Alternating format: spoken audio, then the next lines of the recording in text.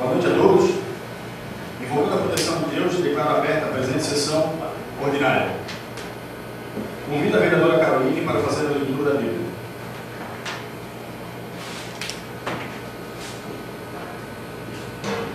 Boa noite a todos. Cumprimentando o presidente, eu cumprimento a mesa diretora, os demais vereadores e a todos que nos assistem.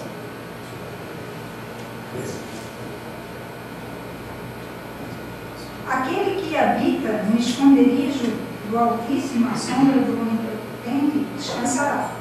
Direi do Senhor, Ele é o meu Deus, o meu refúgio, a minha fortaleza, e nele confiarei. Porque Ele te livrará do laço do passarinheiro e da peste perniciosa.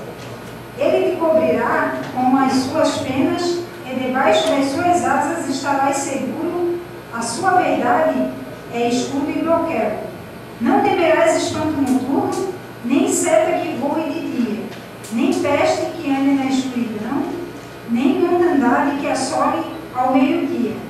1000 cairão ao teu lado, e 10.000 à tua direita, mas tu não serás atingido.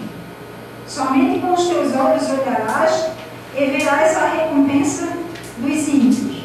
Porque tu, ó Senhor, és o meu refúgio, o Altíssimo é tua habitação. Nenhum mal te sucederá, nem praga alguma chegará à tua tenda.